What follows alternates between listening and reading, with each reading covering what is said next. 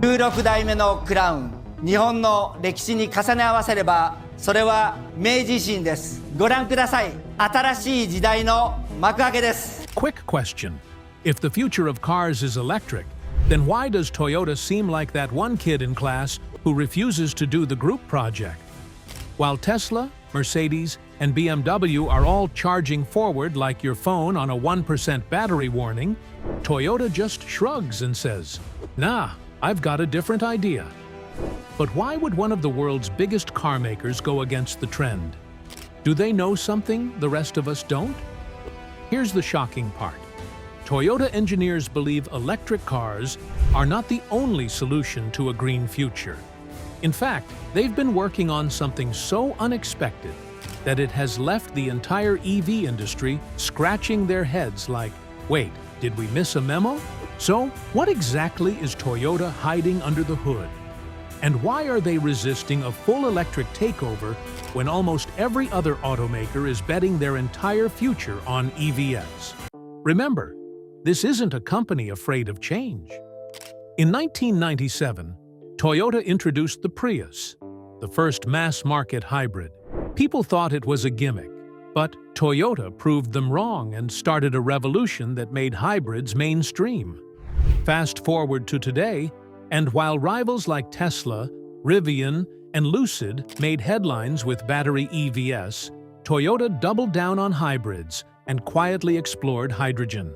Critics call this outdated. Toyota calls it realistic. Toyota's stance became clear in 2021 when it refused to sign the COP26 pledge to stop selling gas cars by 2040. Instead of promising a full EV future, they said the world simply isn't ready. Think about it. Toyota sells cars in over 200 countries. Many don't have charging stations, stable electricity grids, or even the resources to maintain EVs. For those markets, forcing a switch to electric cars isn't just hard, it's impossible. Toyota's point is simple. A one-size-fits-all EV mandate could leave millions of drivers stranded. Former CEO Akio Toyoda, yes, his last name is Toyota, was the driving force behind this approach. Unlike other executives, he openly said EVs were being overhyped. He wasn't anti-electric, but he argued they weren't the only answer. Under his leadership, Toyota kept refining hybrids, developed hydrogen engines, and explored solid-state batteries instead of going all in on lithium-ion EVs. His message? Slow down. The rush to an all-electric world isn't as simple as it sounds. On paper, EVs are amazing. No tailpipe emissions, lower running costs, and futuristic tech. But Toyota points to hidden problems. First, power grids. If EVs go mainstream, electricity demand could skyrocket. Toyota estimates the US alone would need 40% more power by 2030. And much of that electricity still comes from fossil fuels. Second, battery mining. Lithium, cobalt, and nickel mining destroys ecosystems and often involves unethical labor practices. EVs might cut exhaust emissions but create new environmental costs. Third, recycling. EV batteries last 8 to 15 years, and large-scale recycling is still undeveloped. What happens when millions of these batteries reach end of life? Fourth, cost. The average EV in the US costs over $50,000. Without subsidies, most people can't afford them. And finally, charging. Unlike gas stations, chargers aren't everywhere. Home charging takes hours, and many people in apartments or street parking don't even have access. Add it all up, and you see why Toyota insists EVs can't be the only solution. Instead of betting everything on batteries, Toyota is investing heavily in hydrogen combustion engines. Cars like the Corolla Cross H2 and GR Yaris H2 prototypes burn compressed hydrogen instead of gasoline. The result? Almost zero emissions, instant refueling, and the same engine sound and feel drivers love. Hydrogen has clear advantages. Refueling in minutes, long driving ranges like gas cars, stable performance in hot and cold weather, and lighter weight, since they don't need giant batteries. Sounds perfect, right? Well, there's a catch. The biggest obstacle is infrastructure. Hydrogen fueling stations are rare and expensive to build.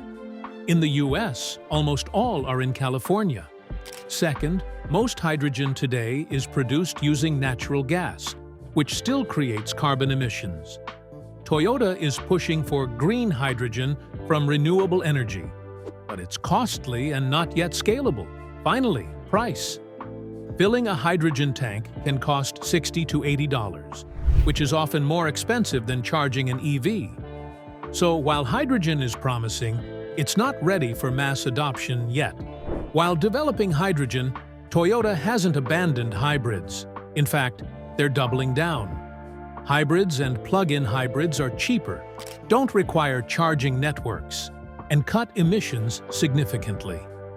For drivers in developing countries or regions without EV infrastructure, hybrids are the most realistic path to greener driving. And for trucks and buses, Toyota sees hydrogen fuel cells as the better solution. Heavy-duty vehicles can't waste hours charging giant batteries. Hydrogen refueling solves that problem. Toyota isn't against EVs. They're even developing solid-state batteries that could transform electric cars. But they argue the future won't belong to one technology. Think about history. Gasoline didn't kill diesel. Airplanes didn't replace trains. Solar didn't wipe out wind or hydro. Different solutions coexist. Toyota believes cars will be the same.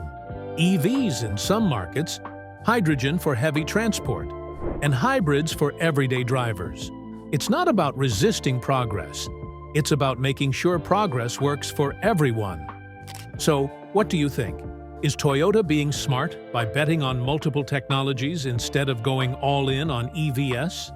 Or are they being too cautious while the rest of the industry speeds ahead?